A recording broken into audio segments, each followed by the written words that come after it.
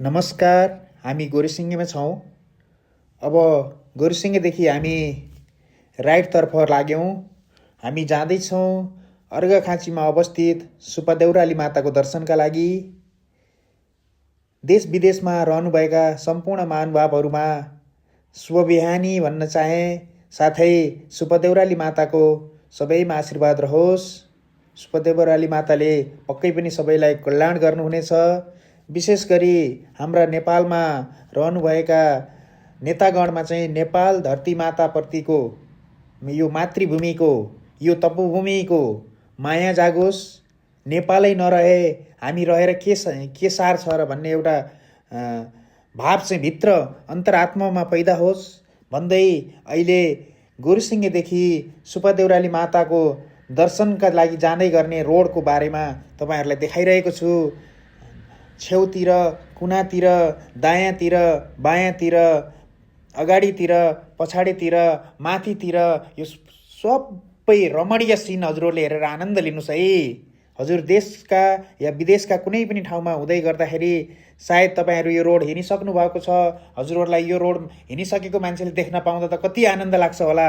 ओ हामी पनि गएको थियौँ, त्यो रमणीय त्यो हावापानी कहाँ पाइन्छ र भनेर तपाईँहरूलाई एकदमै पक्कै पनि यो भिडियोले यो सिनले आनन्दित बनाएको होला। यसै भन्दै गर्दा अलिकति यो भिडियो तलदेखि माथिसम्मको सबै भिडियो देखाउँदै गर्दा अलिकति भिडियो चाहिँ लामो बन्न गएको छ।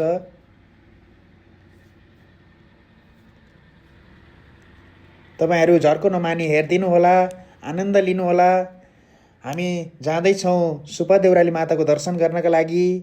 बिचबिचमा पर्ने भागहरू थोरै थोरै म तपाईँहरूलाई बताउँदै जानेछु। यदि नेपालका विभिन्न धार्मिक तथा पर्यटकीय स्थलको यात्रा गर्न चाहनुहुन्छ भने हामीलाई सदैव सम्झन सक्नुहुनेछ 9857080777। यो हो ठाडा। यो ठाउँलाई ठाडा भन्छ। यहाँ चाहिँ चेकपोस्ट पनि राखिएको छ। त्यसपछि हाम्रो लेफ्टतर्फ देख्नुभएको तलैया यो चाहिँ एकदमै राम्रो बनिरहेको छ। त्यहाँ एकदमै सुन्दर छ। तसर्थ मैले भन्न चाहेँ यदि हामी पहाडका क्षेत्रहरूमा यात्रा गर्दैछौँ भने हामीले अनुभवी ड्राइभर, अनुभवी गाडी, कन्डिसनका गाडीहरू लिएर हामीले यात्रा गर्नुपर्ने हुन्छ। किनकि तराई बेल्टमा मात्रै ड्राइभ गरेका मान्छेहरू पहाडतर्फ जाँदाखेरि अलिकति उनीहरूको मनमा आत्मबल घटेको जस्तो हुनसक्छ। तसर्थ मैले देख्ने गर्छु सुपादेउराली माता स्वर्गद्वारीको दर्शन गर्दै जाँदाखेरि अलिकति अप्रिय घटनाहरू घटेका छन्। यस्तो कसैमा पनि नपरोस्। सबैको दिन शुभ रहोस्। हामीले यस्ता कुराहरूमा अलिकति सेफ्टीतर्फ पनि धेरै ख्याल गर्नुपर्ने हुन्छ। हामी अहिले ठाडादेखि माथि सुपादेउराली माताको दर्शनका लागि जाँदैछौँ। हजुरहरूले हेरिरहनु भएको छ यो दृश्य। आउनुभएको मान्छेलाई त अति आनन्द आइरह होला है। 2 महिना अगाडि, 6 महिना अगाडि, 1 वर्ष अगाडि, 3 वर्ष अगाडि हामी त पक्कै त्यहाँ गर्थ्यौँ। ओहो अहिले त यस्तो भइसकेछ भन्ने पनि लागेको होला। तर नेचुरल छ, एकदमै रमाइलो छ है। यो हावापानी तपाईँ चैत्र वैशाखको गर्मीले बुटोल भइरहेको ठाउँहरू सताइरहँदाखेरि पनि यो सुपादेउराली जहाँ नरपानी रिसोर्ट रहेको छ त्यहाँ चाहिँ तपाईँहरू एकदम शिखर स्वच्छ चिसो हावा लिन सक्नुहुन्छ। एकदम आनन्दित मन गराउन सक्नुहुनेछ। तसर्थ सदैव म जति पनि तीर्थव्रत मठ मन्दिरहरू धाउने गर्छु। मेरो एउटै पुकार रहनेछ, नेतागणमा सद्बुद्धि जागोस्। यो मातृभूमि, यो तपोभूमि प्रति माया जागोस्। नेपालै नरहे हामी रहेर के मतलब छ भन्ने खालको त्यो एउटा मनोभाव चाहिँ भित्री अन्तरात्माबाट पैदा होस्। मैले भन्न चाहेँ जय मानव सेवा, जय मातृभूमि, जय मातृभूमि, जय सुपादेउराली। हामी यसरी जाँदैछौँ। अब धेरै लामो भिडियो छैन है। अब तपाईँहरूले हेरिसक्नु भएको छ। एकदम यसलाई स्लाइड नगर्नुहोस्। तपाईँले हेर्दै जानुहोस्। अति आनन्दै। ओ झरना हेर्नुहोस् है। झरना पनि आयो है। त्यहाँ झरना आएको छ। माथिको सिन हेर्नुहोस्। आकाश कति सुन्दर छ, हरियाली। हामी जाँदैछौँ हाइटमा, तलदेखि माथिसम्म जाँदैछौँ। अब बिस्तारै हजुरले लाउरे टाँसिएको ठाउँ पनि देख्न सक्नुहुनेछ। लाउरे टाँसिएको ठाउँ जहाँ एउटा किम्वदन्ती छ।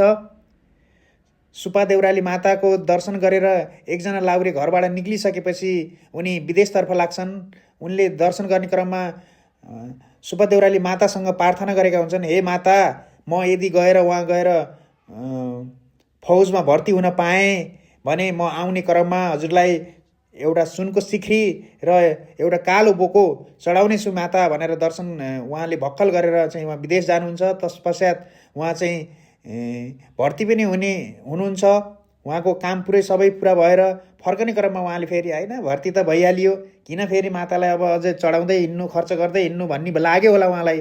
तसर्थ उहाँले मन्दिरको बाटो नभए उहाँ जङ्गलको बाटो जाँदै गर्दाखेरि मातालाई चाहिँ अलिकति अनौठो लागेछ। होइन, यिनले त प्राय मान्छेहरूले व्यक्तिलाई चाहिँ झुट बोल्ने गर्थे, यिनले त भगवान्लाई पनि झुट बोल्न थाले, हामीसित पनि झुट गर्न थाले भनेपछि यिनलाई चाहिँ त्यसै छोड्नुहुन्न भन्ने भएर माताले चाहिँ उहाँलाई समातेर ल्याएर त्यो पत्थरमा चप्काइदिनु भएको जो भर्खरै देख्नुभयो भन्ने किंवदन्ती छ।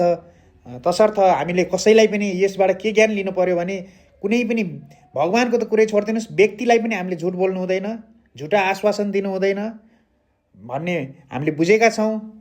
यसरी भन्दै गर्दै र हजुरहरूलाई यो सानो भिडियो देखाउँदै हामी चाहिँ आइसक्यौँ है सुब्बा देउराली माताको। देखिसक्नुभयो। जय सुब्बा देउराली माता, जय सुब्बा देउराली माता, जय सुब्बा देउराली माता। यो मातृभूमि नेपाललाई जोगाइदिनुहोस् मेरो माता। जय सुब्बा देउराली माता। सम्पूर्ण जनको कल्याण गर्नुहोस्। देश विदेशमा जहाँ पनि रहनु भएको छ सबैको दिन शुभ रहोस्, सबैको कल्याण होस्। विशेष गरी हाम्रो यो धरती यो मातृभूमि यो तपोभूमिको कल्याण होस् र विकासमुखतर्फ धकेलियोस् भन्दै सुब्बा देउराली मातासँग दुई हात जोडी मेरो प्रार्थना छ।